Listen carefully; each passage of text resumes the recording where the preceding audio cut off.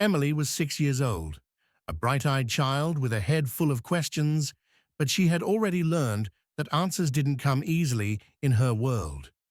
She lived in her grandparents' house, a weathered home with peeling paint and a front porch that groaned under heavy footsteps. It wasn't just Emily and her grandparents. The small house was crowded with voices: her mother, Claire, and 4 aunts who never let her forget she was different. Claire had Emily when she was just 16. While her friends dreamed of university or city jobs, Claire's dream was simpler, or maybe smaller. She thought marrying a man who could take care of her would be the greatest achievement. She imagined wedding rings and dresses, a husband who would call her beautiful every day. But life didn't follow that dream. The man who gave her Emily disappeared before the baby was born, leaving Claire with nothing but a tiny bundle and a lifetime of whispers behind her back. Emily's grandfather stepped in where the father should have been.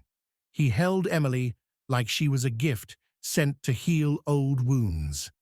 "This one is special," he told anyone who cared to listen. From that moment, Emily became his shadow, his pride, his reason to smile after long days. But Claire watched this closeness with a strange ache in her chest. Emily was her daughter, yet sometimes it felt like her father loved the little girl more than he loved her. The aunts noticed too. They sat on the porch most afternoons, their chatter turning sharp whenever Henry lifted Emily onto his lap, kissing her forehead like she was royalty.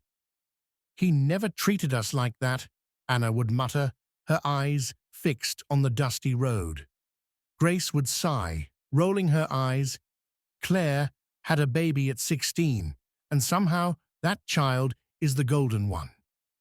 Emily didn't understand their bitterness, but she felt it. When she walked into a room, conversations stopped like a door slamming shut. When she laughed too loudly with Henry, she saw their glances. Quick, cutting, full of something she couldn't name. At night, lying in the small bed she shared with her mother, she listened to Claire breathing softly in the dark and wondered if her mother ever wished for more than this life. But Claire didn't dream of more. In her heart, she still believed a husband would save her one day, that being a wife was the highest crown a woman could wear. She spent hours in front of the mirror, fixing her hair, trying on dresses, waiting for a man who might never come.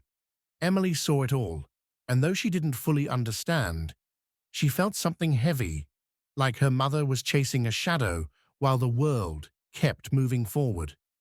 By the time Emily turned 10, the house she had known as loud and crowded began to grow quiet. One by one, her mother's sisters packed their belongings, left with white dresses and new surnames. Emily watched from the veranda as wedding cars came and went, the sound of church bells announcing new beginnings for everyone, except her mother. Claire stayed behind. She had always been the dreamer among her sisters, though her dreams were small. While others spoke of careers and traveling, Claire's only ambition was to marry well. To her, marriage wasn't just a choice.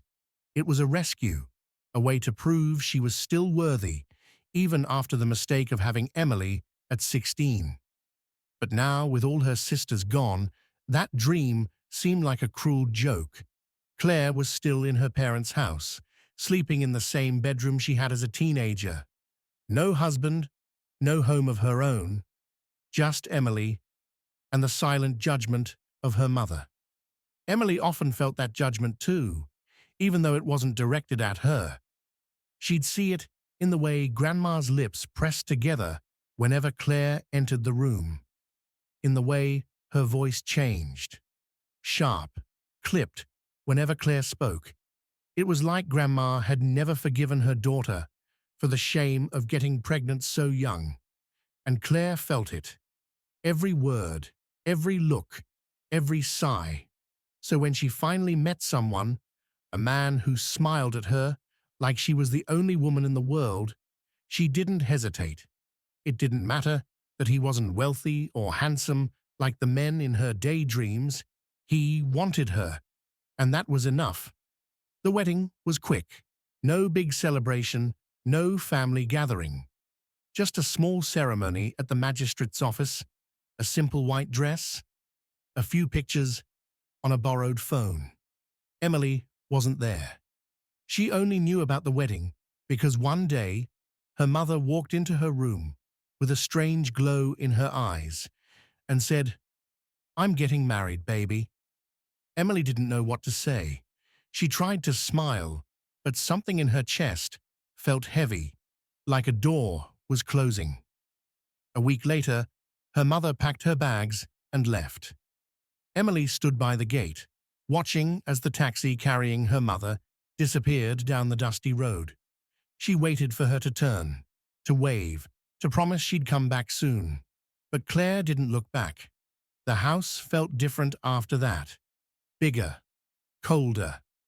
Emily stayed with her grandparents like she always had, but for the first time, she realized something. Her mother had chosen a new life, and Emily wasn't part of it. When Emily's grandparents sold their house and moved back to the village, she thought life would stay the same, that they'd take her with them. But school changed everything. "You need to finish your studies," Grandpa said, holding her small hands in his rough palms. "We'll come for you later." Those words echoed in her head as she watched their car disappear down the road, leaving her standing at the gate with nothing but a small suitcase and a heart full of questions. Her mother, she was in the city now, married, happy, and too busy to notice the child she left behind. So Emily was sent to live with her aunts. The first to take her in was Aunt Lisa, the youngest of them all, barely 10 years older than Emily. Lisa was married to a man twice her age, a man with sharp eyes and a smile that never reached them. She worked as a nurse, so most of the time, Emily was home alone, with him. Emily didn't mind being alone. She was a bookworm after all. While other kids played outside, Emily sat by the living room window, her legs curled beneath her, her head buried in school books. Reading was her escape, her safe place. Until the day it wasn't. It started like any other afternoon. The house was quiet, sunlight spilling across the floor as Emily scribbled notes in her exercise book. She didn't hear him approach, not until a shadow fell across her page. "You study too much," he said, his voice low, almost playful. Emily didn't look up. "I like studying," she whispered, hoping he'd go away.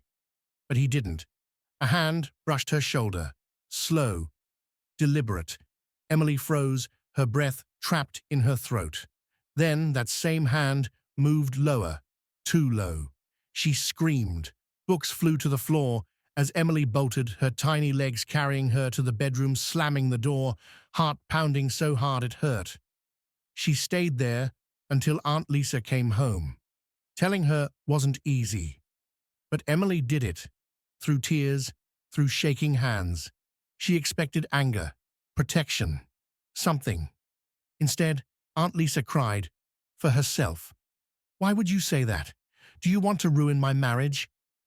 Her voice cracked, her face pale. The family was called. One by one, the aunts arrived. They sat in a circle, their faces hard, their words colder than stone. Emily told them everything, every detail, then silence, until her mother's voice cut through like a blade. "Emily," she said, "since nothing happened, there's no need to report this. Do you understand? If you tell anyone, your uncle will go to jail." Emily stared at her mother, the same mother who once called her baby, and in that moment, something inside her broke. She was 10 years old, and she had just learned the hardest truth of all. In this family, silence was survival. Emily stayed in Aunt Lisa's house after that day, but everything had changed. The man who tried to touch her never tried again, but the silence between them was heavy, poisonous. Emily buried herself in books even more, reading late into the night, studying until her eyes burned. Books were her only friends, her only hope. But Emily was no longer the obedient little girl she used to be. She had learned something that day, that no one would fight for her, so she would fight for herself. Aunt Lisa hated that. She was used to being the one in control, the youngest sister who suddenly had power over someone weaker. But Emily wasn't weak anymore. She talked back. She refused to let her aunt treat her like trash. "You forget this is my house," Aunt Lisa snapped one evening when Emily refused to scrub the floor after finishing piles of homework. Emily looked her straight in the eye. "And you forget, I'm not your maid." That was the moment everything exploded. Lisa shouted, Emily shouted back. Words turned sharp, cruel, until Lisa said the one thing she knew would cut deep. "You should be grateful. I feed you, I clothe you, I even let you use the toilet in this house." Emily felt her chest tighten, tears burning at the edge of her eyes, but she didn't cry. Not anymore. That night, Lisa called the family. "She's ungrateful. She disrespects me. Come take her." And so Emily was sent away again. Her next stop was Aunt Margaret's house. The older sister, married with children, living in a 2-bedroom home. Emily thought maybe things would be different. They weren't. From the moment she arrived, she felt it. The tension, the whispered arguments behind closed doors. Margaret's husband didn't want her there. He said it openly. "We don't have space for another mouth to feed." But Margaret insisted and paid the price. Every fight they had was about Emily. Every slammed door, every cold night, every bitter silence. Emily was the reason. Margaret never forgave her for that. She hated everything about Emily. The way her face was always buried in a book. The way her grades were always perfect. The way teachers praised her. Why is she always passing? Why does she act like she's better than everyone else? So Margaret made her pay. All the chores fell on Emily. Washing dishes, scrubbing floors, doing laundry by hand, even for the kids who sat watching cartoons while she worked. They did nothing. Emily did everything, and through it all, Emily endured. She swallowed her pain, buried her anger, and kept reading, kept studying, because books were still her escape, her ticket out. Years passed. Pain piled on top of pain. But Emily held on. Emily finally turned 18, her report card so good it made Margaret's blood boil. Emily had passed so well it felt like a slap in Margaret's face. But Margaret didn't show it. She smiled a fake smile and said, "Well done." Inside, she was burning. Emily thought things would finally change when her mother called. "Come stay with me in the city," she said over the phone, her voice bright and sweet. "You'll find work here, Emily. A better life." Emily wanted to believe her. She wanted to believe that maybe, after all these years, her mother finally wanted her. But Emily had a dream bigger than sweeping floors or washing dishes in someone's house. She wanted to go to university. She wanted to wear a black gown and hold a law degree in her hands. She wanted to fight for people who had no voice. People like her. Still, Emily packed her small bag and moved to the big city. Maybe this was her chance. Maybe this was the beginning. But the city wasn't what she imagined. Days turned into weeks, and Emily never found a job. She stayed home, cleaning, cooking, doing laundry, while her mother worked long hours. Every morning, her mother would leave a few notes of cash on the table. "For bread," she'd say, before hurrying out the door. But Emily never saw that money. Her stepfather, always smiling, always pretending to care, would take it the moment her mother left. He thought she didn't notice, but Emily saw everything. The quick snatch, the folded bills shoved into his pocket. Then, when her mother came home and asked about the bread, Emily would stay silent, swallowing her pride along with her hunger. He played the perfect man in front of Emily, but behind closed doors, he was the reason Emily felt like an intruder in her own mother's home. Emily would overhear the whispers, the complaints. "She's too grown to be living here. When will she leave?" And then one evening, her mother came into the room and said the words that shattered Emily all over again. "Pack your things. You're going to stay with your cousin for the week. My husband doesn't want you around right now." Emily stared at her mother, searching her face for a hint of guilt, a flicker of shame. There was none, just cold practicality, as if Emily was some old piece of furniture being moved to make space. And it wasn't just once. It happened again and again. Whenever the man of the house wanted his peace, Emily was shipped off like an unwanted package. But Emily didn't cry. She told herself the same thing every night as she lay on someone else's bed in someone else's house. "This isn't forever. One day I'll leave. One day I'll never need anyone again." The dream of standing in a courtroom, the dream of justice, the dream of never, ever being powerless again. Emily had imagined the city 1,000 times in her head. Tall glass buildings, busy streets, people in sharp suits hurrying to work. She imagined herself walking confidently among them one day, books clutched to her chest, heading to her first law lecture at the university. That dream had kept her alive through the darkest nights. The nights when she lay on a thin mattress in her aunt's house, her body aching from scrubbing floors, her heart aching from the silence after arguments that were never her fault. Her cousin's place was small, crowded, noisy. Emily slept on the floor with 2 little kids who kicked her all night. She told herself it was temporary, but it happened again and again. Whenever her stepfather wanted peace, Emily was shipped off like an unwanted package. She learned to live out of a bag. She learned that home wasn't a place. It was something she didn't have.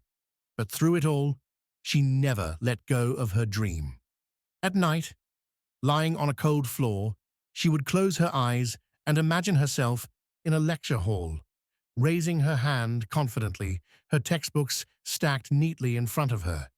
She imagined walking into a courtroom, her black gown flowing, her voice strong and clear as she said, "Your Honor." That dream was the only thing that kept her alive. But with every passing day, it felt farther away. Because here was the truth Emily couldn't ignore. Nobody was going to help her. Not her mother, not her family. No one cared if she went to school. No one cared if she succeeded. And so, as she lay in the dark that night, listening to the sound of her cousin's baby crying in the next room, Emily said a silent prayer. "Dear God, please make a way." She didn't know when, but she knew one thing for sure. She would never give up on her dreams, because if life had taught her anything, it was this. She was on her own, and that was okay, because Emily was stronger than all of them. Emily sat on the couch, the glow of her phone screen lighting up her face. Her hands trembled as she opened the email, for the 3rd time, just to make sure it was real. She had been awarded a full scholarship to study law at a prestigious university. She pressed the phone to her chest, her breath shaky. For months, she had been sending applications, begging universities to give her a chance. Rejections had become a normal thing. But now the door she thought would never open had just swung wide. "Emily, what are you smiling at like a crazy person?" Her mother's voice cut through her thoughts. Emily quickly wiped her tears and stepped into the kitchen. "I got the scholarship, Mama," she said softly. Her mother blinked. "Scholarship? Yes, for law school."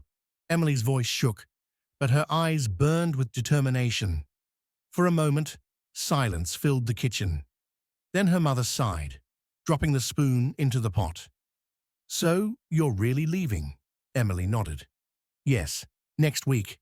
Her mother gave a small laugh, one that wasn't happy. "I hope you know life out there isn't easy. Men will promise you the world." Emily raised her hand, cutting her off. "Mama, I'm not you."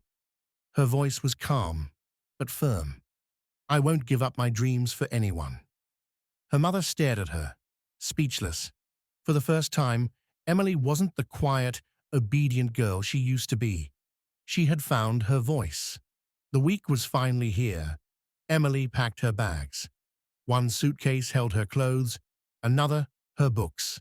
Emily stood by the door with her bags, looking around the small room that had held her pain, her laughter, her dreams. Tomorrow, everything would change. As she stepped outside, the first light of dawn broke across the horizon. The street was quiet, the air cold against her cheeks, but in her chest burned a warmth she had never felt before. Hope. Life had been cruel to Emily. It had broken her, tested her, and tried to keep her small. But she chose to rise, because sometimes the light at the end of the tunnel is the fire you carry inside. Thank you for listening. If you enjoyed this tale, remember to like, share, and subscribe so you don't miss the next journey into our African stories. Until then, stay curious, stay kind,